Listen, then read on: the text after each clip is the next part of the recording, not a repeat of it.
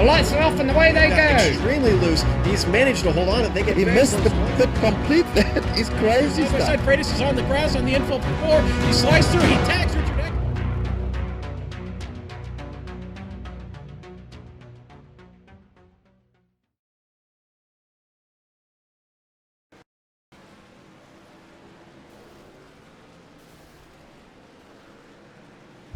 Hello and welcome to the American Sim Racing Series Gary Whitson Sr. Memorial Race here at Lucas Oil Raceway, coming to you live on the Global Sim Racing channel. Hi, I'm Samuel Ryman, and with me in the booth is Brian Corwin. Behind the scenes doing all the button pushing is Amjad Yamin, and our camera sets are provided by Dougie Beard. Well, it's been a bit of an off-season, but it's 2015 now, and with the new year comes new seasons of motor racing. That doesn't begin quite today. This is a special race here, this Gary Whitson Sr. Memorial Race, and it's at a track that some people love, some people hate, Brian. We're right across the road from Indianapolis Motor Speedway at a really tiny track called Lucas Oil Raceway. Yes, indeed, and I am one of those people that probably does not favor this track as much as others. But talking today about the race, we're doing a 131 lap race. So it's going to be a pretty decently length one. We're running fixed setups today. We're guessing somewhere around 2 stops, mostly because we're using 75% fuel capacity. The race itself, or excuse me, the lap itself is 0.686 miles long. Lots of bumping and banging here, and chances for the leaders to get mixed in with back marking traffic. And it's a single groove race today, so expect a lot of dive bombs for passes and hurt feelings, because my guess is as good as anybody else, but we're going to see some dented up bumpers today. Back to you, Sam.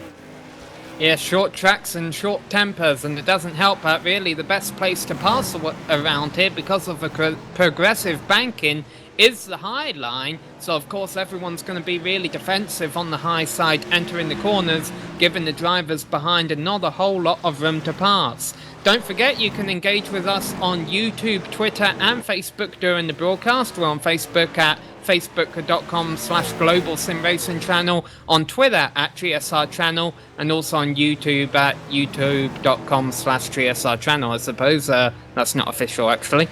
However, right now we are doing qualifying here, a 10-minute open qualifying session, meaning everyone's allowed on the track at the same time. They're allowed as many laps as possible. Gary Whitson was the fastest in practice, and it looks like he's doing pretty hot in qualifying here, Brian, too. Yeah, right now Gary B. Whitson running the 21.848, fastest on the grid, and also 1/10 faster than his practice time. Right behind him, though, we have Dan Murray in that number 5 car. He's just a 10th slower, and this, gotta say, Sam, this field from top to bottom, outside of Alex Bates too, is all within a second and a half within each other. So we're gonna see a lot of good racing here today. Absolutely, especially considering this is a one-off, the Gary Whitson Sr. Memorial Race. Gary Whitson was the father of the racer, Gary B. Whitson, who's out here in the number 13 car, and also the brother to Bryce Whitson, who is out there in the number 00 car, so I'm sure they're going to have an extra bit of motivation out there today. Currently, we have about a minute and a half left of this 10-minute qualifying session before 131 laps here, and man, ASRS, if they're going to stick with what they did last year, and I'm pretty sure they are, they don't have free repairs, so these drivers are going to have to be careful right from the get-go, Brian, not to get into each other. Yeah, speaking of getting into each other, I saw the 61 of Jeffrey Gilliam getting right into the back of Bryce Whitson Jr. there. So, yeah, hopefully he gets it out of his system now, because, as you said, damaged cars are not fixable here if things are staying following suit to how they normally are in this series. And like you said earlier, this is such a short, narrow track and a hard to navigate track at that. We're going to see a lot of damaged cars, so turn-ins that are going to be very much a problem. Keeping those tires from overheating is going to be very much a problem, and it's going to come down to who makes the least amount of mistakes. So we're looking at a good race today, Sam. Yeah, 21.8 has been the fastest time by Gary Whitson, currently in qualifying. Dan Murray, who's a bit of a newcomer to the series, we're used to him racing in the Super Series League. He was very good on the bigger tracks, but he's proven he's pretty good here as well. Currently sitting second in qualifying at a 21.9. That would have put him second in practice as well. So Gary Whitson and Dan Murray, the only ones who have broken the 22-second bracket right now, as qualifying's just beginning to wrap up here.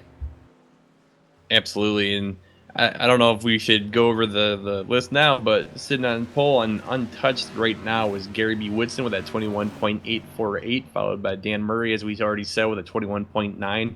Right behind is Aaron Cleanhands, and he has 22.0, and Keith Medeiros has a 22.0 as well, so those guys are very close. Right behind with a 22.1, we have Alan Young. Bryce Whitson Jr. is going to follow him. He's in 6th place with a 22.1 as well. Jim Foose is 22.3. He's sitting in 7th. In 8th place, we have Danny Sanchez with a 22.2. Reed Rundell comes up in 9th. And in 10th place, we have Jared Hackerty, another name familiar to the GSRC boys. All of those names, I've got to admit, having covered the ASRS Truck Series in 2014, are well known to me. I've seen them multiple times. The one exception to that in the top 10 there is the number 41 car of Reed Rundell. That's the first I've heard of him in this series. So the drivers are going to have to be a little bit careful, or maybe they're not going to have to be, but they're going to race him a little bit differently, Brian, to what they're racing the rest of the field. Absolutely, and I can speak from my own experience. If you're a new guy in a series, or maybe a group you're not so much familiar with, you don't want to be that guy that causes the first wreck, especially a big one. So I'm going to be looking for the 41 car, if he's in fact new to this league, to just kind of play it safe and give and take some room when it's available, and hopefully these veterans of this league will go a little bit easier and more friendly towards them. Yes, so let's round out the rest of the field here. Now, you see Gary Whitson in the yellow car is actually on the inside there. I have a feeling they'll let him start from the outside, considering that is the preferred line. But if that's not the case, we'll wait and see. Starting 11th is Jeffrey Gilliam. Carson Orbay is starting in 12th place. Jason Swan lined up 13th alongside Sean Music in 14th. Skip Witt and Steve Bahala are on the 8th row, followed by David Gibson and Alex Bates. 3 drivers that did not turn a lap are Ricky Hardin, Jeff Ward and Steve Ritter. And let's see, Jeff Ward is lined up at the back. The other 2 I don't see right now. But that'll be fun watching Jeff come through, because I know from last season, Brian, he is a very fast racer. Yes, Jeff Ward, he is the guy that is going to have to work very hard here, but there's plenty of time to do it. And with the restricted fuel cells in these cars, it's going to be one of those things where he's going to be able to make that time up very quickly. Now, I haven't really covered the ASRS in the past, and we don't really have a lot of time before going green, but Sam, do they utilize things like the wave around the Lucky Dog in this league? Yeah, I mean, this is pretty much one of the more, I don't want to say realistic, because iRacing is pretty much as realistic as it gets, but an unforgiving, I would almost say, an unforgiving series that kind of obeys the rules. If you get wrecked, you're done for. If you don't deserve a wave around, you don't get a wave around. But that being said, if you do deserve a lucky dog, if you do deserve the wave around, you get it, by staying out after the pits or whatever. So there is some time to be gained here, but at the same time, I wouldn't go experimenting with how close your car can get to the wall, at least not in the early stages. Now, what we just saw there, Gary Whitson in the number 13 car is indeed pulling up to the high line, so he will have that progressive banking to his advantage as the pace car pulls off this time by, and he should have a lead heading down into turn 1. Dan Murray in the orange car going to be starting on the inside in the number 5. Aaron Cleanhands and Keith Medeiros are on row 2 behind him. We've had a bit of an off-season, but we're back. It's 2015, it's the National Impala, it's Lucas Oil Raceway, and it is green, and what a start by Gary Whitson. Everyone's looking nice and clean coming through as I cycle through all of the cars on the field. Right now looking at Jason L. Swan in the middle, trying to get underneath some cars sticking upside on that hot top side line there. As we said during the pre-race, it's going to be about who can stay off that wall, but also it's going to be the guys that dive bomb to get those positions. And as I look up towards the front of the pack, I see a Menards car trying to work his way down into that pack. Not a lot of room to get it done, but they let him in. And it looks like everyone's just trying to get single filed now and stay out of trouble, Sam. Yeah, that looks like Jim Foos' Menard's car. He is all too familiar, or we remember him for changing his paint scheme pretty much every week. He's got that lime green yellowish car this week. Keith Medeiros, who started fourth, remember that outside line being the desired line, he got off to a rocket of a start as well and is now up to second. Dan Murray reeling him in a little bit, but not a threat yet. And back in fourth place is Bryce Whitson. Rounding out the top five is Danny Sanchez. Jared Haggerty right behind them, followed by Aaron's Clean Hands. Everyone's looking nice and tight here. We got Alan Young as well as Jim Foos, all within a few margins of a car length from each other, and they are racing nice and clean. Let's go back a little bit further. We have Reed Rundell, and it's just a very tight pack coming through here. And these they're running middle line. Now we see the 41 trying to get the inside. I'm going to guess that it's not the preferred line, as you said, because he will be tearing up a lot of tires. But right now, he's trying to get every bit of space he can to try and steal that position, Sam.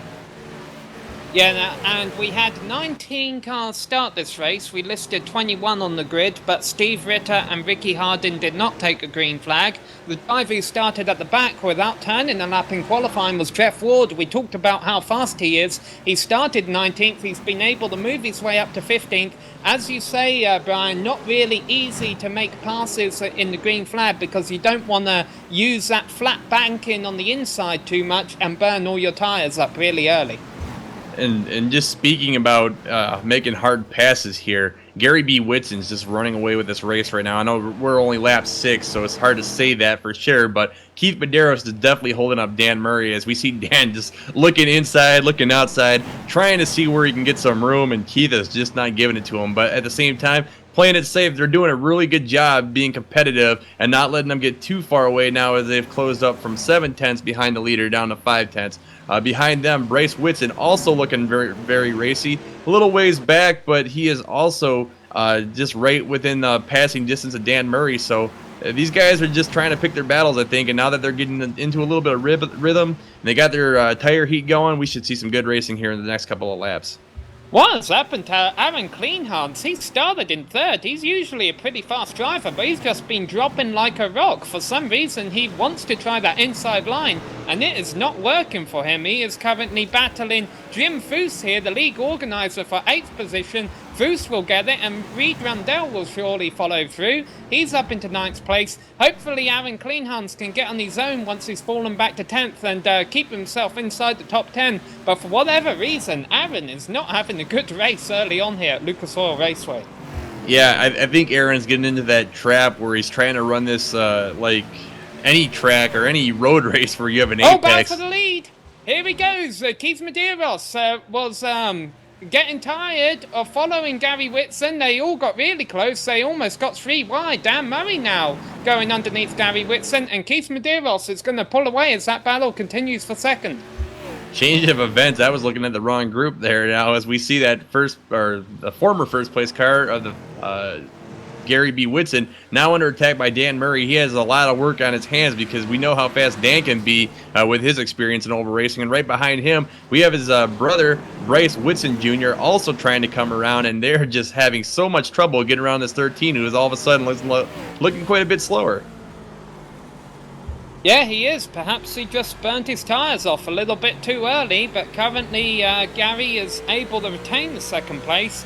Dan Murray has certainly shown impressive pace early on here today, Brian, but it just seems he can't get the moves done. I guess he doesn't really want to experiment with that low line too much like we saw Aaron Cleanhans doing and burn off all his tyres. Right, and with that being said, also looking at Dan Murray, first he was stuck behind Keith Medeiros, but now he's stuck behind Gary B. Whitson, so that's got to be frustrating for him, knowing how fast Dan Murray is in the other series I've seen him race in. He's a very good driver, and it shouldn't be too much of a struggle once he gets his bearings, but right now it looks like Gary B. Whitson's getting his wits about him once again, and he's putting on the attack on that lead car in the number 22 up there with Keith Medeiros. He's right back on his bumper. He is indeed. Not a whole lot of change in the rest of the top 10. In fact, not a whole lot of change throughout the whole field. There's battles going on, but everyone is still on the lead lap. David Gibson has just dropped to 19th place right now, but even then, he's still half a lap in front of Keith Medeiros. I'll tell you what though, Gary Whitson has recovered. He's clawed back in on Keith Medeiros a little bit here, so there's a lot of it's hard to tell who the fastest driver is right now. Yeah, I'm wondering if while we were both kind of jumping through the field looking for other things to talk about, if Keith Medeiros didn't just get lucky on a dive bomb, because now it looks like that 13's peeking in and he's a lot faster from what I'm seeing. So I'm not sure what could have caused Gary to lose his speed momentarily and lose that position. It must have just been a lucky pass by Keith Medeiros. Not trying to take away from his skill or his ability to drive, but it just seems kind of funny that now we see that 13 trying to claw his way back to that lead position if he had bad tires. We ride on board Gary Whitson, and we'll see different views of Keith Medeiros here. There we saw the inside of him, now we see the rear spoiler of him. Now we see more of a rear spoiler of him, and even though Gary Whitson may look like he's alongside Keith Medeiros, as soon as they get off the turn, that high line works to his advantage. Keith Medeiros able to run away again. While all this is going on, although granted they get side by side now, there's several car lengths in front of Dan Murray. Gary Whitson's got a good run here, but he's going to have to go really aggressive into turn 3 if he wants that lead. He does it, but I don't think he's going to clear Keith. Keith is going to get the run off of turn 4. No, he's not. Keith Medeiros does not get a good run off turn 4, and Gary Whitson may have a lead here as they start lap 20. Yeah, Gary Whitson looked like Kevin Harvick at Phoenix there early in 2014 season, using that yellow line and that flat surface down there almost as to kind of give himself a little bit more turning power with that extra lack of bank down there. But now we see that it didn't really pay off. Now the 22's coming back around in the lead, followed by now Dan Murray, who's in that 5 car, also works his way around. So that's going to put Gary B. Whitson back to 3rd place, under attack by his brother L. Bryce Whitson Jr., who's in that 00 monkey butt car. Yeah, anti-monkey butt. That's anti-itching ramp there in kiddie terms, I guess you would say. So the way you can tell the difference is that the 13 car is Gary Whitson, the 00 car is Bryce Whitson, and they are currently running 3rd and 4th right now with Dan Murray and Keith Medeiros in front of them. Gary Whitson had the opportunity to get into the high line and get in front of Keith Medeiros. I don't know why he didn't. Maybe... Oh, and we got caution. Steve Bajala spun over in turns 3 and 4. And that's I thought I saw the Menards car, so I'm guessing that's Jim Foose, but it looks like he's good, so it's not him. Yeah, no, that was my confusion earlier. Although Jim Foose's car had... Yeah, as we watch replay here, actually, there was contact there. Good save by the other driver. Can't quite work out who that is. Steve Bajala is in the Menards car. Jim Foose is not in the Menards car. He's just in the car that has that colours. Now, that's the 61 there that he got into the back of, who put on an impressive save. Who's the number 61 car? It is Jeffrey Gilliam. Well, good save, Jeffrey. Now, this is weird. The 2 Whitsons do not pit, but everyone else does.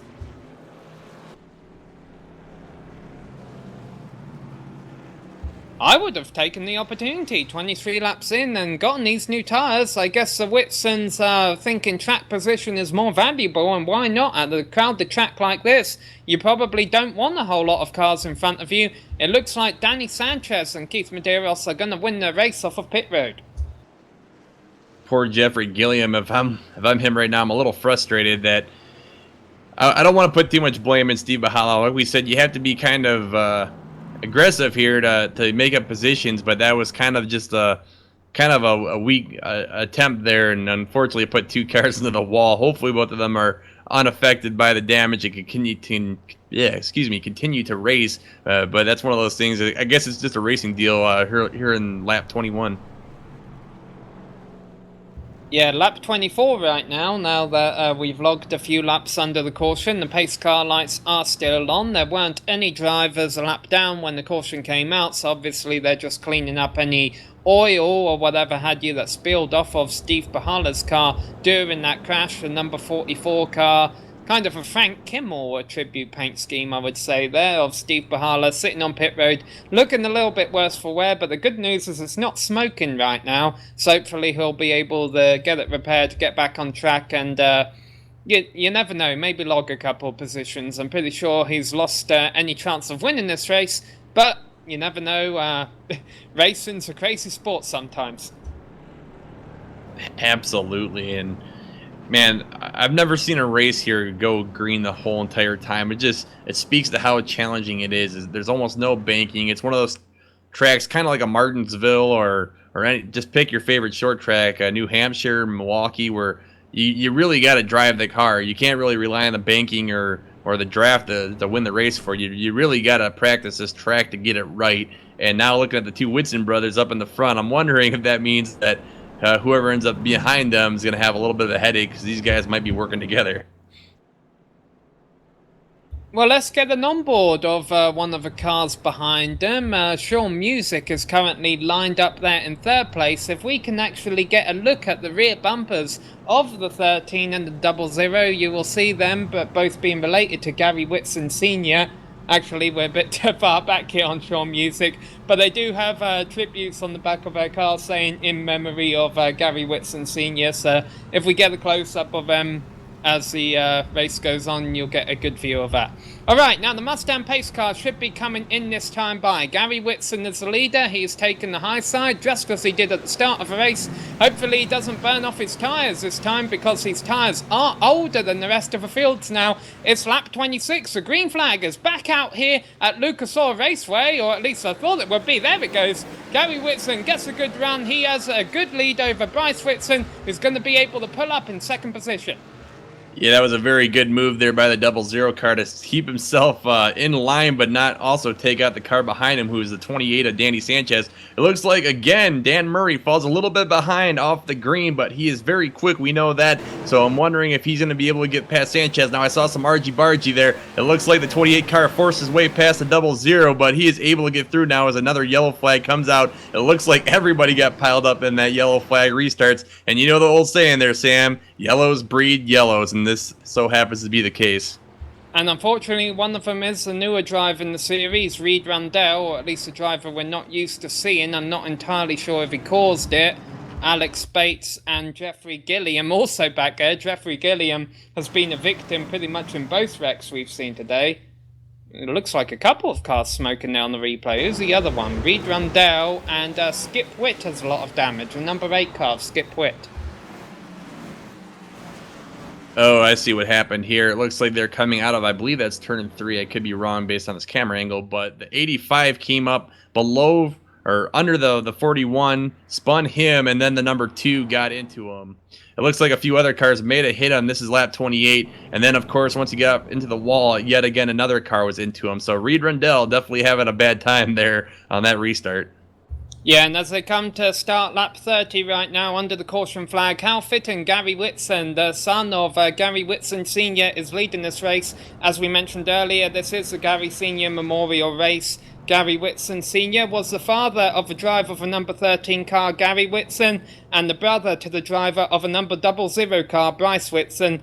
Gary passed away on Friday, November 28, 2014, at the age of 58. He was a self-employed handyman and a member of the International Cessna 170 Association and the Socializers Over 40 group in Louisville, Kentucky. When Gary raced, he did so with the number 31. And so, as we begin lap 31, we will honour the great Gary Whitson with a silent lap here at Lucas Oil Raceway.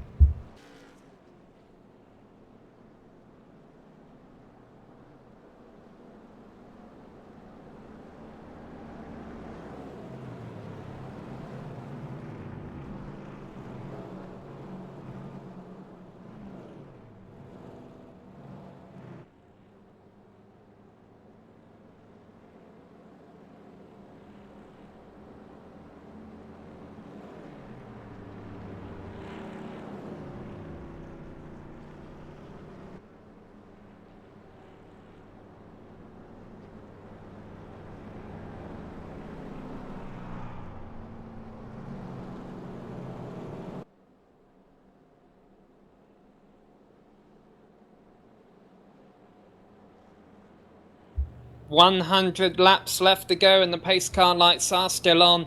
And we've actually been told the story of how this paint scheme came to be before this race started, before we went on broadcast, that Gary Whitson Sr. actually saw this anti-Monty Buck paint scheme being ran in the ARCA series a couple of years ago. He loved it so much, he told his friends, "That's the paint scheme I want on my car." And by George, it happened, Brian. Absolutely, and as we were kind of talking about before, for those who aren't familiar with the sponsor of that car, it's kind of a powder that you put on a rash to kind of relieve the pain and itching sensation. That's, I guess, where they get the term monkey butt from. Just thinking back to movies like The Lion King, you get those silly monkeys running around with their red butts. But yeah, it's just one of those things. They're doing it to remember their lost loved one there, and it's just kind of cool to see two brothers running the same paint scheme working together in a race like today in a memorial service to them. So hopefully we get one of these cars on the top of the podium by the end of the race, and they can go on living on with the memory of their father as they go on this memory. Absolutely. Well, the pace car lights are off, and as a 90s Disney fan, I will remind that the monkey's butt in The Lion King was not red, it was in fact blue. Rafiki forever. Anyhow, green flag about to come back out for the third time today. Gary Whitson once again has that high line. He should be able to pull away, and for the first time, Dan Murray may be able to elevate himself up into second place, but he doesn't get a very good restart. It's going to be a battle for second going down into this first turn. Dan Murray on the high side, Danny Sanchez on the inside. Oh, and Danny Sanchez looked a little unstable there, but he is able to get it going moving forward. Dan Murray got trapped up on the outside wall, and that looks like everyone's going spinning. We got cars flipping, and just so much pandemonium. I didn't even see whose numbers were who, but the 22 looks like he got out okay. The 14 is also through the mess. We have the 2 and also the 89 all on the lead lap here, getting through that wreck. Danny Sanchez, it started with. He got turned from behind as Jared Haggerty was making a move for second on the high side. That led Danny Sanchez to flip over twice. As you say, Bryce Whitson was involved. Aaron Kleinhan's got a bit of damage. And I'm trying to see who else that was involved right there. There's Jeffrey Gilliam. Again, Jeffrey Gilliam. He's got a little bit of every single wreck today. Absolutely, and just to recap, the wreck before the silent lap, we had Skip Wade involved, we had Reed Rundell involved, David Gibson was involved, and Jeff Gilliam, our friend, was also involved in this current wreck. So far, I've seen Mr. Sanchez, we had Whitson Jr., Aaron Cleanhands, and Jeffrey Gilliams again, so we have a lot of fast drivers here just wrapped up in that kind of commotion, and I'm hoping these guys are realizing that yellows breed yellows. You got to stay calm, you got to let the tires warm up, you got to get back into your rhythm. It doesn't really pay off to try and pass a faster car than you this early in a green flag cycle. So yeah, I guess we did expect this kind of thing coming into the race, but not like that. Meanwhile, Gary Whitson, who stayed out there on old tyres, has proven the smart thing to do right now, at least for him, because of the track position. All the wrecks are going on behind him. Unfortunately, his relative Bryce Whitson was caught up in that incident, has a bit of damage there. And that elevates a new set of drivers to challenge Gary Whitson on the next restart. We've got Alan Young there in second in the number 24 green TED car. We got Carson Orbay in a Dale Jr. tribute paint scheme, a number 37 car there running in third. We got David Gibson, also in the Dale Jr. tribute scheme, although it looks like he's coming down pit road from fourth place. And then Skip Witt, I also see there, has a bit of damage. He's a couple of laps down from a previous wreck. And how is Jeffrey Gilliam up in fourth right now after he's been involved in about every single wreck today? I'm showing Jeffrey Gilliam slowly moving down the ladder. Nope, he just went back up to fourth for me. That is kind of a strange thing. I do hear lots of drivers on the radio, though, begging for the lucky dog and also trying to plead their case that they shouldn't have been penalized by something like that. But it sounds like the race control has a little bit of things to work out here. But unfortunately, that means, well, I guess not unfortunately for Alan Young, but unfortunately, a lot of those drivers we saw up front are moving down to positions like 16th, 17th, 18th, and 19th. And now we're seeing guys like Alan Young, Carson Abbey, and Jim Foose moving their way up the ladder very quickly at this rate. And also to point out that Dan Murray, our local fast man, has dropped down to 7th position, so he also lost some time in that wreck. Now, I was going to say right before the yellow came out there, Sam, that Dan Murray got trapped up in the wall in turn 2, and he had to slow down quite a bit. That might have actually saved his bid in the race because he avoided some of that wreck, if I remember right. I think he got around all of that with minor damage, so hopefully he's still in this one. The pace car lights are off again. Meanwhile, to give you an update on the cars that are pretty much out of contention, Steve Bahala's 15 laps down, Alex Bates is 7 laps down, Reed Rundell is 5 laps down, and Danny Sanchez is 3 laps down. Bryce Whitson is 2 laps down, but with this many cautions, he can probably get back up there. Gary Whitson dragging the outside wall as they come to the green flag, and I don't know if that's an aerodynamic advantage on this car, but it certainly worked down the front straight. He's able to pull out about 5 car lengths on Alan Young, who's in 2nd place, although Jeffrey Gilliam hasn't given up. He's now up to 3rd. Yeah, Alan Young had a very slow start. I don't know what happened there. It almost looked like he put his car in the wrong gear. Jeffrey Gilliam, who was a little bit slower coming forward in this race, is starting to drop back a little bit now as we see Dan Murray working his way around him, and Jason Swan is right behind them. Looks like Jim Foose moved up into 5th place, followed by Jason L. Swan. So Aaron Kleinshans is now moving backwards. Now we have Jared Haggerty, another name we know, moving forward. So it looks like a lot of those damaged cars are starting to show their damage, and it's going to be before long before we get sorted out back into the real racing order. Yeah, Jared Haggerty was involved in the initiation of that latest wreck, and his car certainly has the scars to prove it, losing the position there to Carson Orbey, although granted now Carson's on the inside line.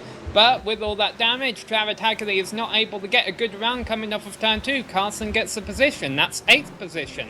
Dan Murray, as you say, is out there currently, but he is a lap down in the number 5 car. Although granted, his car doesn't look too bad, so hopefully he'll still be able to compete later on once we get another caution or two. But and meanwhile, throughout all of this, the driver who has moved up into 2nd position is Jeff Ward, the driver who started at the very back. He's got a bit of damage on his car, but let's be honest, every single car out there has a bit of damage, and Jeff Ward has gone from the back and up into 1 spot away from where, honestly, is one of his natural positions, and that, Brian, is 1st. Yeah, and I don't want to jinx his chances right now, but in that last lap, he closed up 0.4 of a second to that leader. So he's actually also doing a little bit faster pace than Gary B. Whitson, who's leading in that number 13 car. And then also, I'm seeing Jim Foose right behind, trying to battle his way around the 24 car. What happened to Jim Foose? He actually fell back quite a ways. So I think a lot of these cars are starting to lose their tires. I'm wondering how many people took tires on that last lap, rather than actually just trying to get rid of the optional damage they may have picked up in that last wreck, Sam. Well, I think Gary Whitson has been the one driver who has not came in for a pit stop today, which is probably why you see Jeff Ward running him down like he is. Although, granted, Jeff Ward is also probably one of the top 5 drivers if you put these all in the same car, all on the same track, which, honestly, essentially they are. So I wouldn't be too surprised to see Jeff Ward take a lead here soon, but at the same time, I wouldn't be too surprised to see Gary Whitson let him have it, because it's early on in the race. Gary has older tyres, Jeff Ward has newer tyres, and no sense in tearing your car up too much. Jeff Ward takes a look to the inside. Let's see what kind of run he gets coming off of turn 4 here. He's not able to do it yet, but I have a feeling in about 5 laps at the most, maybe even 2 laps at the most, we'll have a new leader here, Brian, and that will be the number 89 car. And it looks like Jim Foose is under attack by the lap down car, Dan Murray. I'm kind of confused why Jim's giving him so much trouble. I just let him go. He's burning up his tires quite a bit.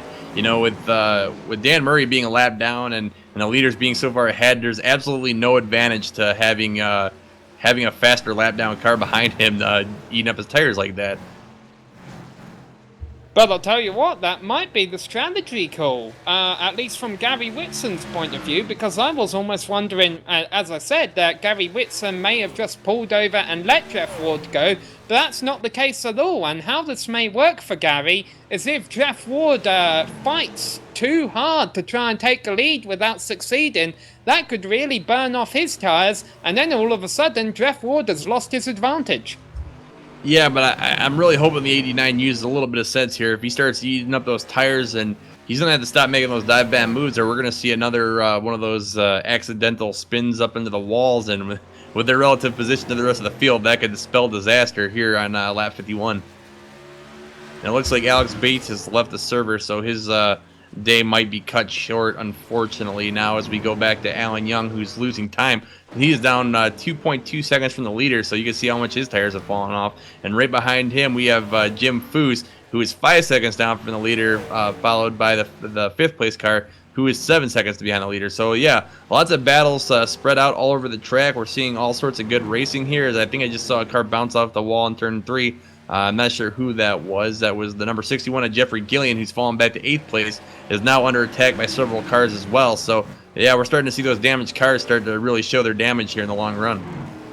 Yeah, I'm sure Jeffrey Gilliam isn't too pleased about the fact that he's fallen back from 4th to 8th, but at the same time, I'm pretty sure he's happy just to be in the race at this point with the amount of damage he's got on his car. Not a whole lot has changed up front, meaning everything has changed up front, because Jeff Ward continues to peek and look and all over Gary Whitson. He just can't get the job done right now. But as they come around to complete lap 54, we still have over half this race to go. So I'm like you, Brian, although I'm sure Jeff Ward would love to get that lead, start to pull out a bit of a gap, put some cars down, establish himself as the dominant car of this race. At the end of the day, I think he's got to think big picture here. Absolutely, and as we're talking about big picture here, speaking of another instance of should I battle hard or just wait it out, Jeffrey Gilliam's holding a whole lot of people up. We have Jared Haggerty, we have Carson Aubie, and Sean M. Music all trying to find a way around him. Unfortunately, there's not enough room to pass, and now it looks like they've used up all their tires as they're starting to fall back from the slower Gilliam car. So yeah, these damaged cars are definitely struggling out there. It's easy to see that. And it's really going to come down to who's the better drivers at this point now, as we see the battle of Jeff Ward and Gary B. Whitson up front. As we see the 89 peeking down on the inside once again. He is definitely getting frustrated with his current position. And now this would be interesting. The 00 is letting them by, so I was expecting a little bit of a pick, but I guess that didn't play out the way I thought it would. Now, Bryce Whitson obviously is probably going to favour his relative Gary Whitson in this little battle here, but Gary Whitson doesn't really need his help. He's doing a really good job holding his own ground right now. They've got a little ways to go before they come up to the laps car of Reed Rundell, who should be able to move over for him. Reed is multiple laps down now, as I think is the case with Skip Witt in front of him. Really, the last car on the lead lap right now, it looks like David Gibson in 12th place. And let's not forget about him in that number 3 car, because he looks like one of the cars out here that doesn't have a scratch on it. Yeah, and it's going to be interesting to see what happens if another yellow comes out, if he stays out. It's been kind of a long run now. When the last race happened somewhere around lap 30, and we're coming onto the halfway point soon. That'll be lap 65. We're on lap 59 going to lap 60 currently, so there's still a lot of time for him. If he has a clean car with no damage on, there's a lot of time for him to make up some ground, especially if he's dealing with some damaged cars when they refile. So Absolutely. Right now, we see a few cars going side by side around the track, but a lot of that is just leaders getting by lap cars. And as we talk about that, look at the lap car there of Reed Rundell getting mixed up with the leaders a little bit, but they get by safely without too much change in time. And now Skip Witt not too far in front of them. Really, this is the quiet point of the race right now. Jeff Ward still looking at Gary Whitson, and he's probably just hoping that Skip Witt stays high and blocks Gary. That may happen here, but Jeff Ward doesn't get the run that he needs to on Gary Whitson. Although Gary's going to get boxed in a little bit here in turns 1 and 2. Looks low, Skip Witt goes low. This could be the opportunity Jeff Ward is looking for, but I don't think he has the run to pull it off. Ooh, and I was just thinking the same thing you were. Gary had to get on the brakes a little sooner that time, and Jeff Ward was full throttle all the way out of the exit of that corner, so that definitely favored Jeff Ward for the pass. And now as we see another back marker here, I'm not sure who that is. My result box is covering him, but yeah, we're going to see this a lot lately. Back markers are definitely going to be a problem spot for the leaders, especially those battling for position. Now as we see Jeff Ward trying to get around the number 3 car, I believe, of David Gibson. Yeah, he's the first car who was still on the lead lap, so he had a right to battle them if he wanted to, but ultimately he just let them by on the backstretch. We'll see if Carson Orbay is as willing. Gary Whitson got a really bad exit off of turn 2 there. Jeff Ward gets the car length alongside of him, but cannot do anything without that banking to help him on the low side. There is absolutely no traction down there, as we're seeing time and time again. Jeff Ward can battle and fight and chew and claw all that he wants, but there is just no way he's going to make that pass stick unless Gary B. Whitson makes a mistake, especially as he gets a little bit later in this race when his tires start falling off even more. But right now, what I'm noticing here is all of the guys that are trying to run that low line are trying to apex it like you normally would at a road course. I was trying to make this point earlier in the race before yellow came out, but there's just no way to do it. The car doesn't turn in enough. The car has too much power to throw down. It's much more favorable to use up that outside line. Now, as we see Joseph Ward making a very, very aggressive move, the 61 was blocking the 13 of Gary B. Whitson. Not any room to work there. Now the 61 has spun the 89. The 89 has got it back together, but man, what a frustrating move for someone that almost had the lead. He had it right in his hands, and it was taken away from him. Yeah, Jeffrey Gilliam was not getting out of the way of the leaders at all there, or if he was at least trying to, he wasn't exactly making it clear what lane he was going to take. That works to Gary Whitson's advantage. Now, granted, Jeffrey Gilliam was battling Sean Music for ninth position, so maybe he was just trying to keep up with him, but that certainly didn't work out to his favour. Sean Music, who, by the way, also has a Gary Whitson Sr. tribute on his car. He has a big gap over Jeffrey Gilliam now in 9th and 10th place, but they are both a lap down. Yeah, and I gotta say, I don't know Jeffrey Gilliam as a person or a driver. I would hate to think that he was trying to do something dirty there, or, you know, not be a little shady. I doubt he was. The way his car is damaged, he might just be having trouble holding on to that thing, and that was just the wrong place at the wrong time kind of scenario there. But we got to look at the facts. Gary B. Whitson gained a whole second there, and now with back markers all over the place, yeah, Jeff Ward's making up that time very quickly. But it's going to be that much longer before he can even set up a pass. Now, he's been trying to pass the leader for almost 22 laps here, going into lap 70, and he has got to be starting to feel those tires get away from him even more now than before. Well, let's not forget still, Gary Whitson has not pit at all this race, so his tyres have got to be dead. But also, I wonder how low his fuel tank is, when he's going to have to pit here, because if he has to make a green flag pit stop and no one else does, that could kill his chances of winning this thing. Yeah, that will be a very unfortunate thing for Gary Whitson should that happen. And, you know, that's an interesting thing. I haven't realized that he hasn't pitted yet, and I guess that would make sense because he stayed out in the lead this whole time when so many others had fallen back a little bit. But from what I was talking to Bryce before the race, these guys are using 75% fuel cells in their cars, so they don't have the full National Impala fuel load, so they can't do a ton of laps in green flag conditions. Now, we've had a couple yellows and a couple slower laps, so that has saved a little bit of fuel, but he's got to be right up there against the wall on how much fuel he has left in his tank. How much longer do you think he can run competitively before he's just going to have to go in for the Crash on the front stretch. Ooh, and right as I say that, the yellow comes out. We'll have to see what happened there. Reed Rundell and Keith Medeiros were involved. And I'll tell you who this is a big gain for. Well, obviously it's a big... Gillian's down there slow. Yeah, as we watch a replay of this. Oh, it started with David Gibson. He barrel rolls about 7 times there on the front stretch.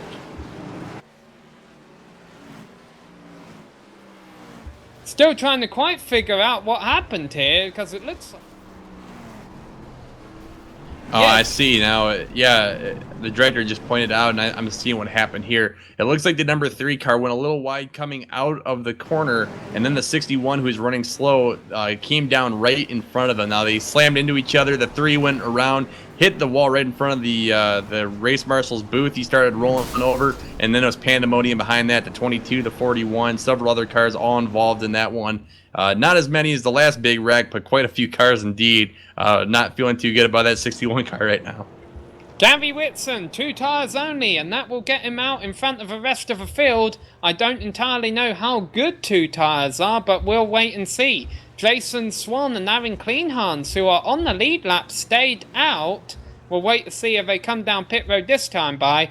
But one driver I want to give a shout out to, Let's talk about all the cars who were falling a lap or two down during that long green flag stint, but Dan Murray is so fast that even though he was a lap down, he didn't lose an extra lap, and so with all that action going on, he has actually been able to pull his way back into the top 10. I don't know if he'll get a lucky dog or a wave around here, but we could still see Dan Murray contending for a top 5, perhaps even a win before this thing is out.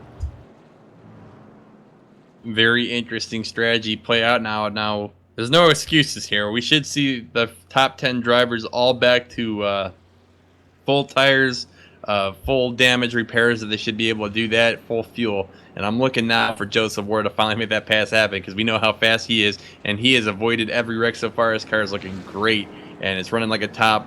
I'm really expecting the 89 to shine in this run.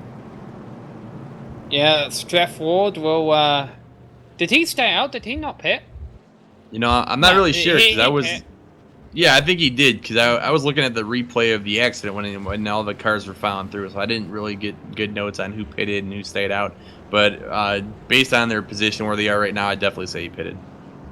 Yeah, well, all of the lead lap cars have pits, so here's how they'll restart when we go back to green, provided none of them come down into the pits. It'll be Gary Whitson, Jeff Ward, Alan Young, Keith Medeiros, whose car's looking a little worse for wear, and Jim Foose will round out the top 5. Now, the cars you see in front of them are Jeffrey Gilliam, Sean Music, and Dan Murray and Carson Orbe, who it looks like will all get the wave around, and David Gibson, who honestly I should have knocked on wood when I said his car was intact. He was the one who ended up rolling 7 times. He has disconnected from the server, in other words, retired from the race.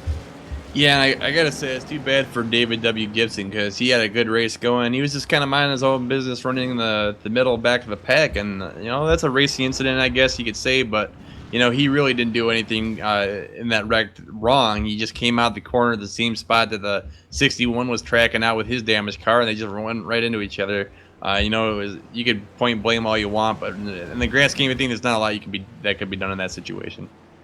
Pace cars into the pits. Once again, Gary Whitson is sitting in the catbird seat here for the restart here on lap 78. Jeff Ward, though, we know he wants that win, but now he doesn't have the tyres to make it work, and Gary Whitson has gotten great restarts all day. He gets another one. Jeff Ward has nothing for him. In fact, Jeff Ward has to race the beaten and battered car of Keith Medeiros there on the high line. Let's see if Jeff can get the run off of turn 2. No, he can't. Keith Medeiros making it a drag race down into turn 3.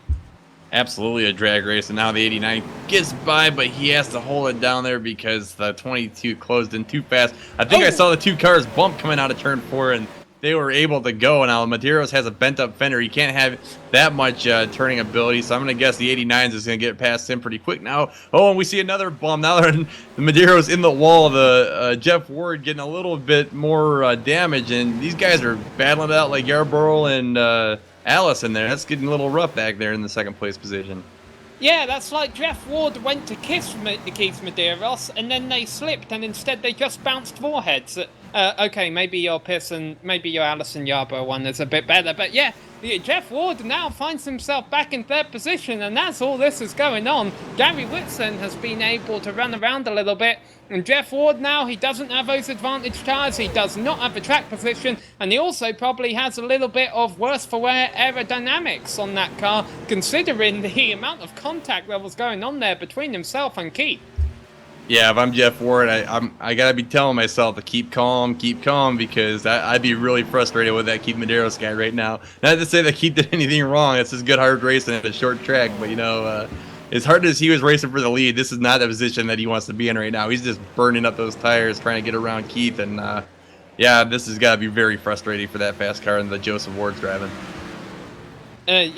So as Jeff Ward continues to run behind Keith Medeiros here, I'm trying to think back to the end of the last season in the ASRS Truck Series.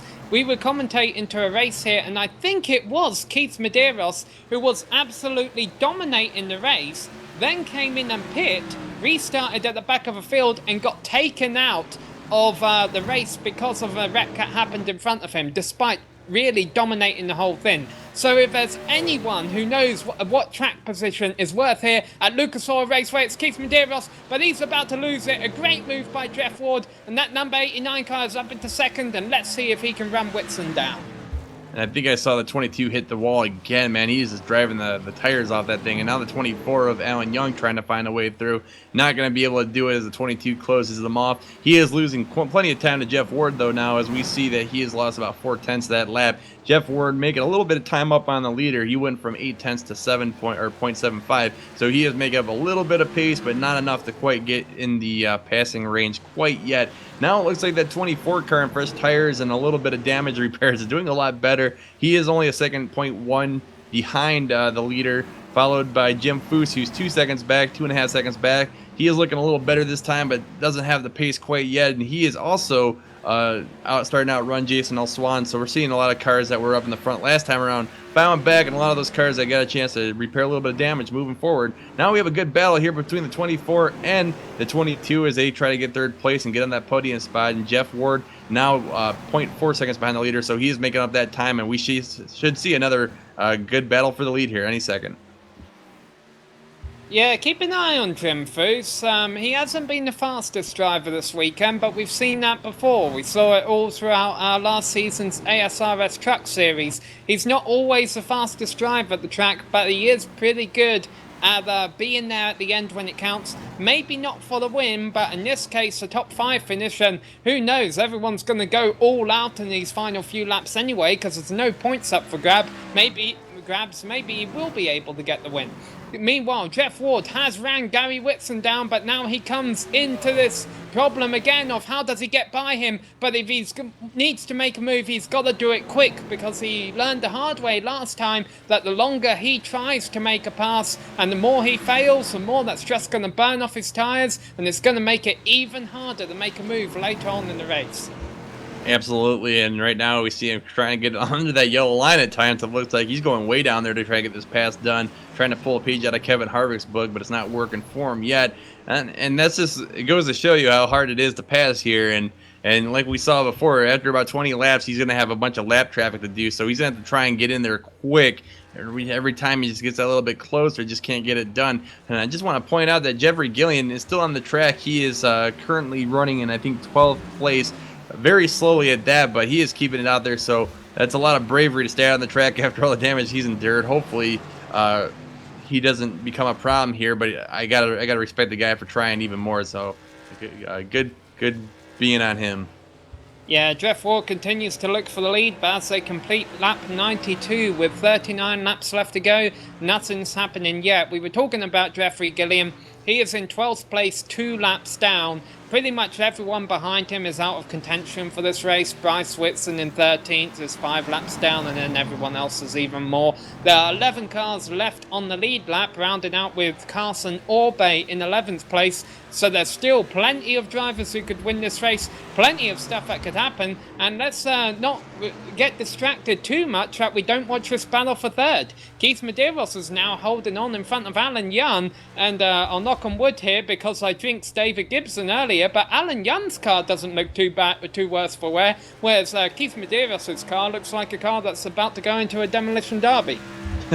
I am really impressed with Keith in his ability to drive this car despite all of the damage he's picked up, especially coming out of the yellow flag we had at the beginning of this stint where he was banging on Jeff Ward's car. He's driving it as if there's no damage at all, and if you just look at the back of his car, it looks like he should be in some kind of sculpture art museum. So yeah, more power to him. I'd like to see him get that pace going again. Maybe after the next yellow flag, you can get some of that damage repaired and give it to him. Now it looks though as Alan Young's having a little bit of trouble trying to get around him. He's kind of in the same position that Joseph Ward is up in second place. He's trying to get under the car, but he's starting to realize that it don't work that way. You gotta wait for Keith Medeiros to make a mistake if he's gonna get a pass done here. And now we are down to 10 cars on the lead lap as Carson Orbay has gone a lap down, which hurts Jeffrey Gilliam because that means Jeffrey will not get the lucky dog if a caution were to come out. Carson Orbay would. But right now the field is strung out enough where hopefully we won't get a caution come out. But I I mean, unless Jeff Ward and Alan Young are really trying to save their tires, I guess that has to be their strategy, Brian, because otherwise they are really running out of time just trying to log laps and follow the cars in front of them. Gary Whitson was able to do 70 laps earlier on the same set of tyres. In fact, his left-hand side tyres have been on his car the entire race. So we know tyres aren't a problem for Gary. He just wants that track position. And right now, Jeff Ward can't get it from him, although he's going to try to down into turn 3 here, as ironically enough, it was the lap car of Bryce Whitson that set up the pass, but I don't think Jeff is going to be able to do anything. No, he's not. Gary Whitson has about 5 car lengths on him as they begin lap 100. And I'm just going to throw this out here right now. Jeff Ward had that pass completed if it wasn't for that 61 car of Mr. Gilliam, who was down there kind of working as a pick. That gave the 13 just enough time to get around and secure the lead once again. So Jeff Ward back to the drawing board and very frustrated as we come across the start-finish line here on lap 101. Sean Music is the car you see there, the white number 42 car, who is currently running in 10th, the last car on the lead lap.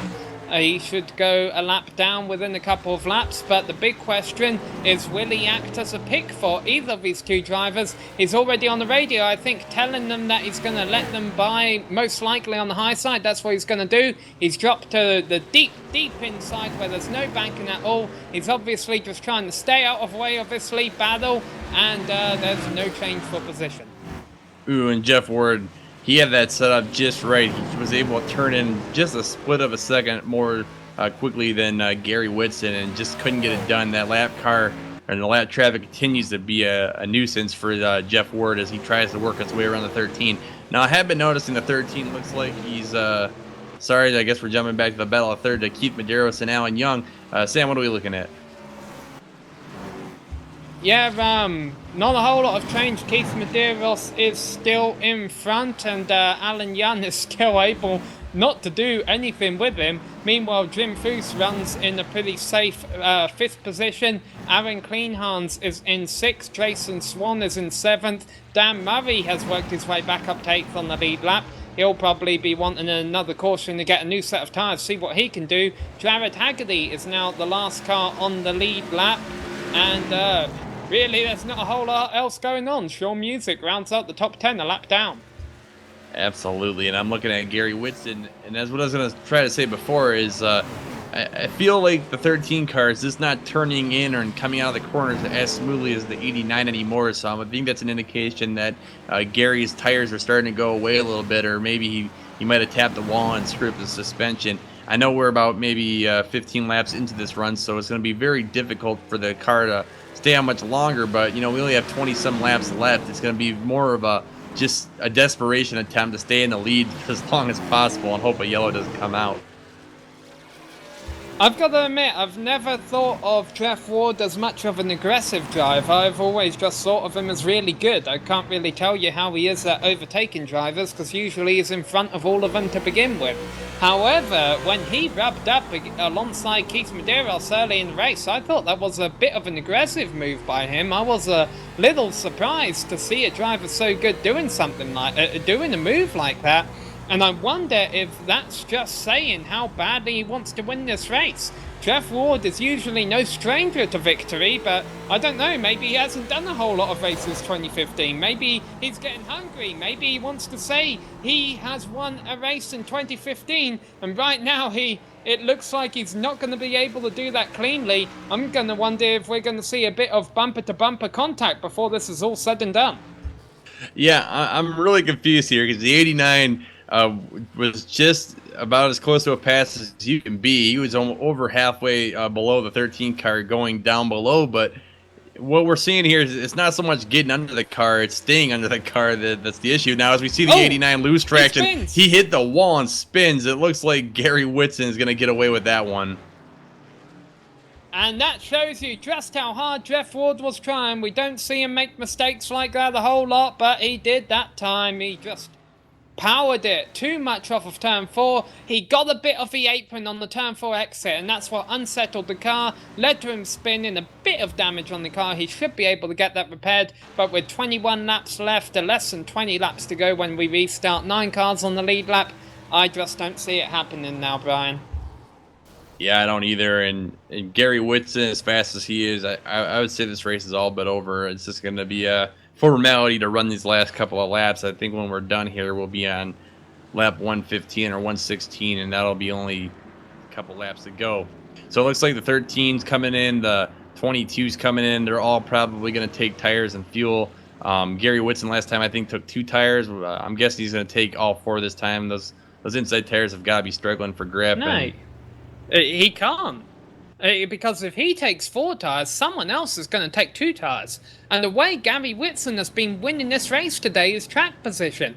I don't know why he would give that up. And the only reason I can think of, as he does take 2 tires, is because if they had restarted, Jeff Ward had actually recovered and came back onto the track in 4th position, he would have been right behind Gary Whitson at the restart, so they could have kept on racing. I almost wonder if that's why Gary came in to force the rest of the field down pit road. Yeah, and it's hard to say because, I mean, if he only took 2 tires, my only concern is that his grip's going to be scrubbing out real bad. If he took 4, he'd have a fresh set. He'd probably get a little bit of fuel if he needed it, and he would be fresh there. But like you said before, anyone that took 2 tires might be a little bit better off out of the gate, and we see how hard it is to pass here. It's going to be a very tricky call to see what the right choice is going to be, and wouldn't you know, we have the 89 car right behind the 13 once again. And I apologize for all of our viewers about how many times I've gone back on my strategy calls of what I've been thinking these guys are going to do. I just want to say that that's why I am a commentator and not a crew chief. Now, what this does mean, Brian, Jeff Ward is going to restart 2nd.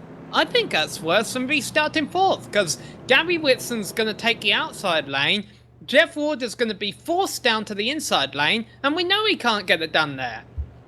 Oh, I'd be furious right now as Jeff Ward. There's no other way to say it. Jeff Ward, as hard as he's fought and battled and kicked and scratched today, he has just gotten one distraction and one obstacle to overcome after another. And as we've seen on the restarts, Gary gets on the gas about halfway out of turn 4, and he is long down the field before half the guys even get their engines spooled up. So, yeah, this is going to be a very, very, very interesting last 15 or 14 laps before the checkered flag comes out. I really hope it ends under green because Jeff Ward has definitely got a bone to pick with the number 13 right now. I'm trying to read here. It looks like Gary Whitson has led 102 of 113 laps in this Gary Whitson Memorial. Gary Whitson Senior Memorial race. This is Gary Whitson Jr. I'm assuming Gary B. Whitson, the son of Gary Whitson Senior. And he's certainly been making his dad proud in that anti-monkey butt. I'm sorry, bit of this.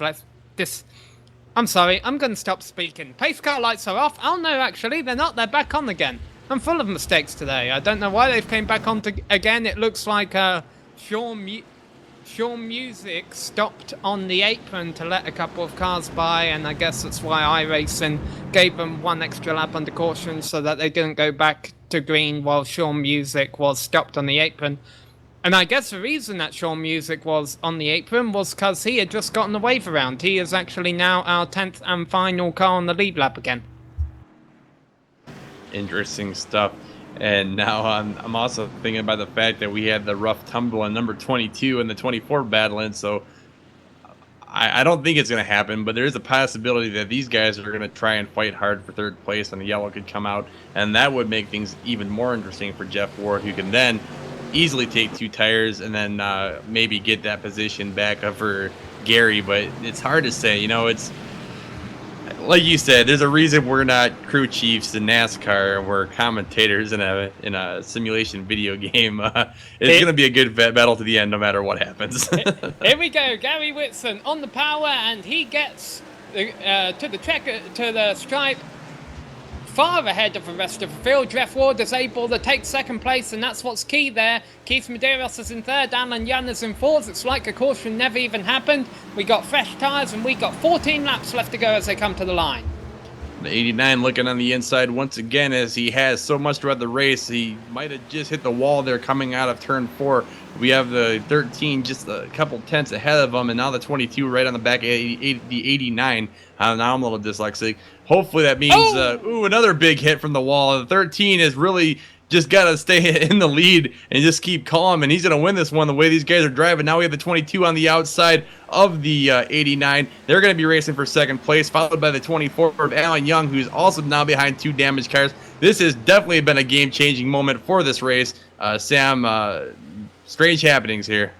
A nice move by Jeff Ward to get back into second place. He kind of overshot turn 1, but he was able to keep it off wall, had that high line, that desired line coming off of turn 2, and was able to keep it in front of Keith Medeiros, because Medeiros is no slouch. If he had got on the whip at second place, he could have very well ran away with it and clawed back in on Gary Whitson. That is exactly what Jeff Ward needs to be doing this time around. They're coming around to complete lap 120 of lap 131.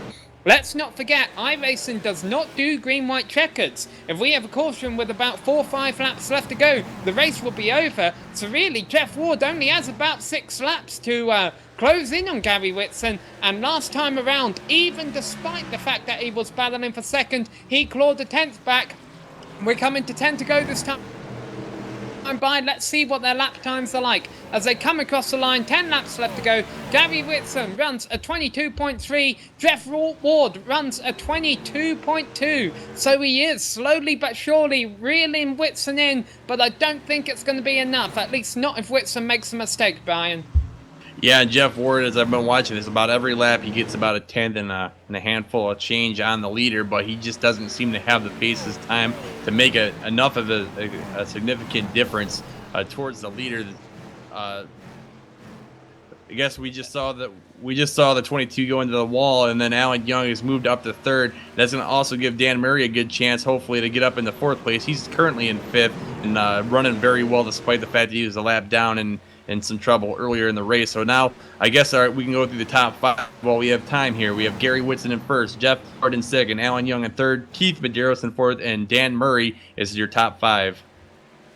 I didn't get a very good view on Young's pass for 3rd, but it almost looked like it was a carbon copy of what Jeff Ward did on Keith Medeiros, and that is basically to overshoot the first corner, overcook it, make the guy in second think you're just going to slide up and pound the outside wall, get on the brakes enough just to prevent yourself from doing it. You lose a bit of time, but you have the outside line on the exit of a turn, and that's what Jeff Ward needs, and that's the only way I think he's going to be able to get it, is to completely overcook turn 1 or turn 3 if it comes down to it. But he is running out of time. There's 5.5 laps left to go, and he's still not really anywhere near striking distance of Gary Whitson right now. Although granted, he is dive bombing the entries of a turn, but just look at the run that Whitson is getting on the exits. Well, in the last 3 laps together, the second place car has remained at 5 tenths. He finally made up a 10th again, so that's a little bit of indication that he is still able to drive despite the damage he has from in that wall. Like we've seen so much, though, catching up to the leader is a lot different than passing the leader. Gary Whitson has been ice cold. He hasn't even flinched as much as had any kind of pressure today. So again, Gary B. Whitson, we're on lap 128 of 131, and he is still leading this one. And if there's one driver who has had a more interesting race than Jeff Ward tonight, it is Jeffrey Gilliam. He has been in a good thing there's not an incident point limit. He hasn't been at fault for all of his wrecks, but he's been involved in several of them. What's he going to do as the leaders approach him this time? He takes a sensible route out of it this time and just pulls to the apron, lets the leaders go by. I don't think lap traffic is going to be a factor anymore. There's less than 3 laps left to go. There's in fact 2.5 laps left to go as they come down the backstretch. Gary Whitson still has about 4 car lengths on the red number 89 car.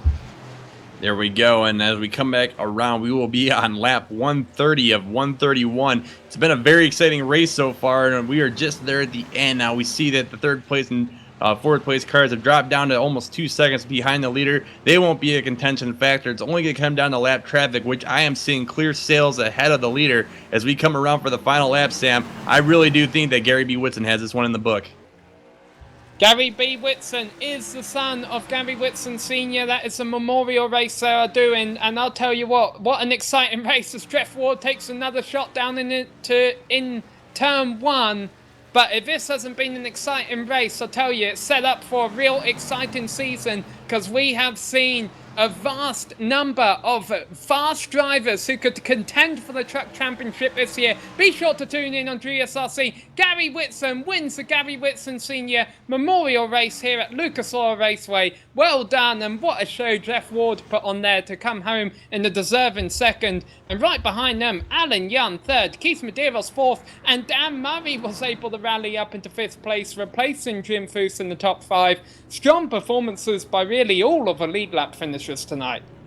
Absolutely, and I just want to tip my hat to the 89 car. He started all the way in the back of the field, was able to avoid every single wreck coming up through the race, ended up in second place, not even 4/10 behind the leader. And there's also another person I want to shout out to is the number 61, Jeffrey Gilliam. We picked on you a lot tonight. We know you did the best you can, and hopefully you're starting out the season for the ASRS here in the next coming week will go a lot smoother for you.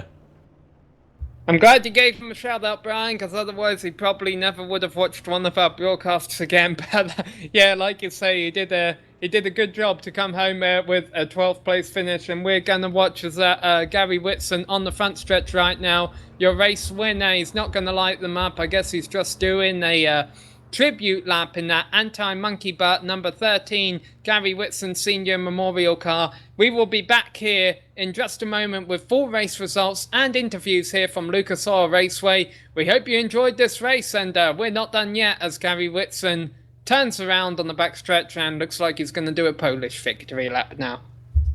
Hopefully iRacing doesn't disqualify him. Everybody has crossed the line. That would be kind of embarrassing, though, if that were the case.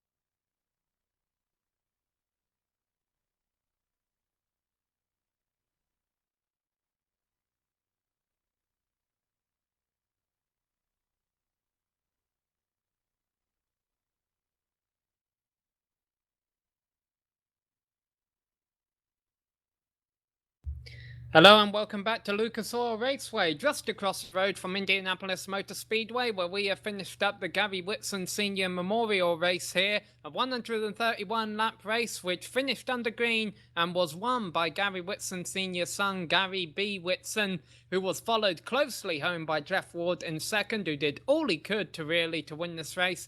Alan Young, Keith Medeiros and Dan Murray rounded out the top five.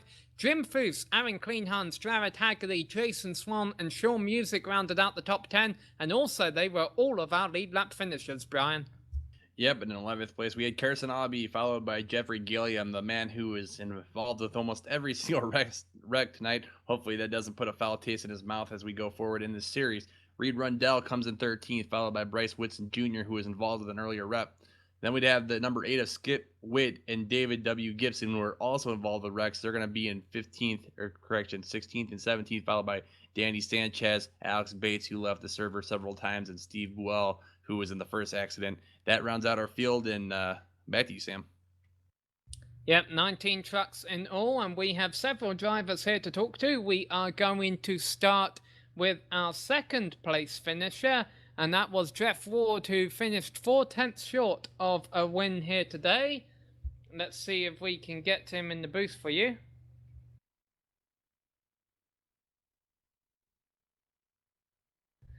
Jeff Ward, you weren't quite able to pull off a victory today, but you gave it all you had. Is this a good sign heading into the 2015 season? Yeah, Samuel, I think we bounced off the wall and night was kind of up and down for us, but I had a blast running with Gary. I know this meant the world to him to be able to win this when it was dedicated to his father, and I can't say enough about how fun it was racing him tonight and really all the time. Gary's a great competitor and always have a blast racing together. So, but as far as our run, I'm tickled to death. I had a blast. Absolutely. Now, you did have some contact there with Keith Medeiros moving into second place. Was that just getting tired of following his rear bumper, or was it really that hard to make a pass out there tonight? Yeah, it's really hard to hold it down out there. When you come up off the turns, it just wants to go straight to the wall with the setup that was in there. And yeah, we bumped around a little bit, nothing intentional, and looks like we was both able to still get a solid finish out of it. Well, congratulations, and like we say, this is, January 6, 2015. We've got a bunch of seasons ahead of us, including the Truck Series, which will be seen here on GSRC. You've proven to us that you haven't lost any of your pace over the new year. Which championships in the ASRS are you going to be running for? And, I guess that is the question. Yeah, I'm definitely looking forward to the Truck Series. I didn't really get to race for points in the last season because I joined this league too late. So I'd like to get a fresh start and see if we can't get a championship. That'd be awesome. Well, thanks for putting on a great show tonight, and we look forward to seeing you in the Truck Series as the year goes on. Thanks, Samuel. We'll catch y'all next time. Yes, sir. So now I will move over to my co-commentator, Brian Corwin, who has caught up with our race winner, Gary Whitson, over in Victory Lane. Hey, Gary, how do you hear me? Hey, I got you. All right, Gary. So obviously it's an emotional night. We're doing a memorial for your father here. I noticed you and your brother were driving the livery that he loved dearly and made famous here in this league, so to speak. So that's a great place to start out. But man, what a roller coaster of emotions for you. You started out pretty high. You had a chance to defend your lead the whole entire race, and you just avoided one obstacle after another. How you feeling right now? Yeah, it's definitely been emotional. We ran here earlier this year in the Truck Series, and I was just terrible. So I wasn't really looking forward to a great night.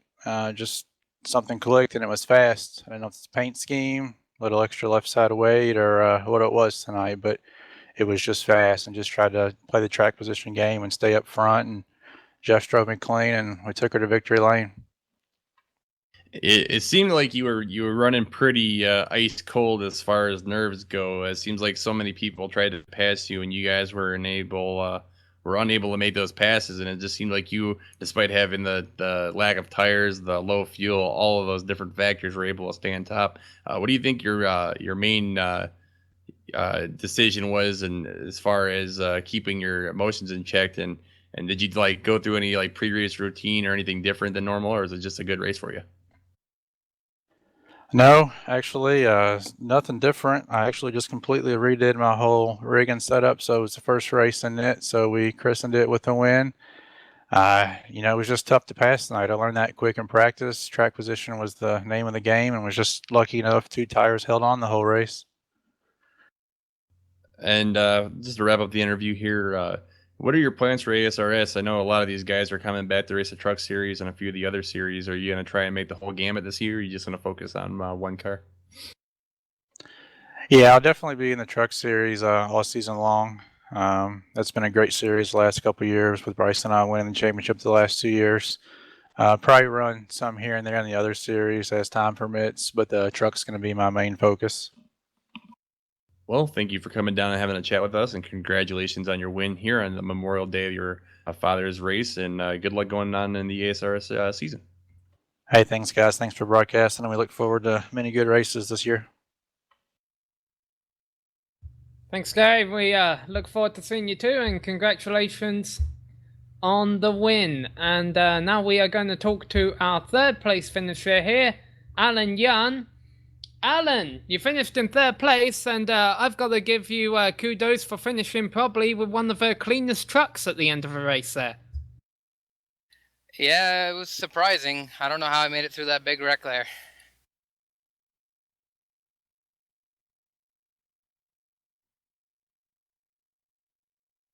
And it looks like we lost Sam here, so I'll go ahead and continue the interview. I mean, a lot of people were saying this wasn't really a track they loved the race on, and it looked very challenging for a lot of people. We saw a lot of different battles going on where passing was near impossible. We even saw it for a while there. Jeff Ward was banging on the door with Keith Medeiros. I mean, watching something like that happen, it's got to be kind of intimidating to know that they spin, there's nowhere to go. How did you feel about this race this week? I wasn't too confident coming in. We've struggled being tight as of late, but we made it through the big wreck, and I knew at that point we had a shot to maybe pick up a win. But I knew the other two cars were pretty quick. So. And going back on with the topic of the race, a lot of these guys are sounding like they're gonna try to run the whole gambit here as far as the truck series goes and some of the other ASRS sponsored events. What are your plans going forward to the season? As of right now, we plan on running full season in every division. The team's looking pretty strong. We might bring another car in late in the year.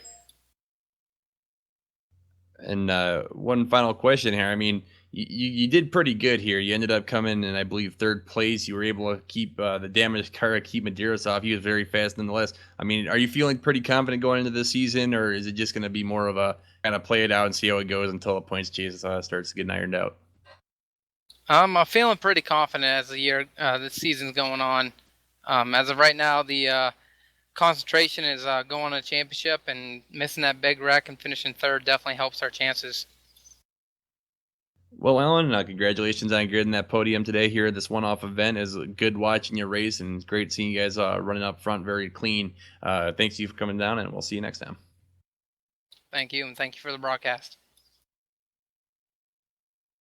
That was your third place finisher, Alan Young. Now we are going to talk to a couple of drivers who didn't fare all too well during the race, but nonetheless, we think they had fun and hope to see more of them during the season. The first of which is Jim Foose, and Jim, you also nearly got a top 5 there, ended up falling to 6th just before the end there. Yeah, just really happy with the Menards team tonight. We did a really good job of executing what we planned coming in, but a little disappointed that we didn't get the top 5. But Dan Murray had a much faster car. He was actually one of probably the top 3 or 4 guys. And if you would ask me to rate myself at the beginning of the race, I would have said we were probably about 9th, 10th, 11th, somewhere in that area speed-wise. So, I mean, that's like a win, getting that many spots from one of the big wrecks there. There were a few incidents during this race. Several of them involved multiple cars, but also we saw quite a lot of strategy and a couple of long green flag runs. A bit of everything here at Lucas Oil Raceway. Not a whole lot of passing though, but you can probably put that on the track. What did you see during this race that makes you excited about the 2015 ASRS season? You know, the thing that really excited me about the race was the fact that when we were here back in October with the trucks, it was a wreck fest, and there was caution after caution, and you'd go half a lap and there'd be a big wreck. And the fact that we had long green runs, the tires started to wear a little bit, the cars, started to handle a little different. And the fact that we got a good green, couple good green flag runs, we were kind of worried about the time frame with the curfew on the race and everything being only an 80-minute time frame to get 131 laps in, but the guys did a great job, and really excited about that. The cautions were, I think we had 4 or 5, and quite a few cars got taken out in the wrecks, but I think we're going to see a real competitive season this year. And personally, for myself, I'm just excited that we didn't end up on the hook like we did so many times last year in the Truck Series. Talking about the Truck Series again, you were one of the 10 Trace drivers competing for the 2014 championship. Is the Trace sticking around for the Truck Series this season? And if so, how many drivers are going to be eligible for it? It'll be the same 10 races, 10 drivers, and it'll be based on the top 10 in points after, I believe it is Michigan or Bristol in the fall. If it ain't broke, don't fix it. Well, Jim, commiserations on not quite being able to get a top 5 finish, but congratulations on being able to finish on the lead lap in a truck that was in one piece, and just having a great race here tonight. With everyone, we know you do a lot of work to keep this league going, and we enjoy watching it. Yeah, thank you guys for broadcasting. It's kind of rare that we do a Tuesday night deal, but Gary was a great guy, and the whole Whitson family's been so great to this league. So the fact that we could put something together for Gary Sr. was pretty cool. And I'm really proud of the guys for the race that they put on for us tonight. And for Gary, I know he's got to be smiling up there right now, looking down at us. I don't see how you can't see an anti-monkey butt car across the line in first place and not be smiling somewhere. Well, thanks for talking to us, Jim. And we got one more driver we'd like to speak to before we leave, and that is Bryce Whitson, who didn't have as great of a race tonight. Brian, you've called up with him. So Bryce, we watched you start pretty high in the overall grid, and then you were having such a great race, and then tell us what happened. Big wreck happened, and I'll tell you, Brian, it was going to be a great race there. Just had a couple guys in front of us get a little impatient and cause some problems there. I was really hoping to come back out after that and do something, but it damaged the motor in the car and just didn't have any power. Still handled well, just couldn't get up off the corners. yeah, that's a feeling I know all too well. And I guess I can't feel sorry for anybody for maybe being a little impatient here after watching Jeff Ward and Gary racing so hard, watching Alan and Keith going so hard. It's just impossible to pass here. Tell us what it was like they're down there in the grooves, and what it's like trying to actually pass somebody down there. Well, I tell you, this is definitely a high groove track. You got to really keep that momentum up going into the corner, and then arc it down there coming off to lengthen that straightaway out. But it's tough to pass, and you just got to take your time, wait for somebody to mess up, and eventually you'll get through there. Well, unfortunately, there wasn't too many mistakes going throughout the race today. Now, we did talk to several other drivers, including Gary over there, about what their plans for the season were. It sounds like Gary is going to focus mainly on the trucks, whereas the rest of the guys we talked to are going to do the whole gambit. What are your plans for ASRS going on in the season? Are you going to stick to one car, or are you going to try to run as much as you can? Well, next I plan on running everything I can. I've got 3 championships to try and defend, and I'm going to try and do it. Not very often that you get that opportunity, so we're going to try our best. Yeah, and it was good watching you guys race tonight. I'm sorry it didn't pan out for you. I definitely had you pick for a top five, but that's just kind of how racing goes sometimes. Thanks for coming down and talking to us. Oh, thank you, Brian. I just want to give a real quick congratulations to my nephew Gary. His dad was great in my life, and he was a great guy. And uh, you know, if anybody should have won tonight, it's him. It was his father. So I really appreciate you all coming out and doing the broadcast for us. Well, we enjoyed doing it, Bryce, and we look forward to doing more as the year goes on. Well, that was GSRC's first broadcast of 2015, and quite an exciting race, Brian, as we were talking about with the drivers there. Got to see a little bit of everything. Yeah, and my favorite part of the race tonight was definitely watching Jeff Ward and Gary B. Whitson. It was almost unfortunate that the number 61 car was where he was, because I think Jeff Ward could have squeaked by with a lead there. It's just one of those weird racing incidents that happens from time to time where you're just in the wrong place at the wrong time. Yeah, well, we can't criticize people too much who are up on their wheel when we're just leaning back in our chairs talking about it. But like we say, mistakes happen, incidents happen. Hopefully, they've got it all out their system pre-season so that we can see some exciting racing as the 2015 championships kick off in about a month from now.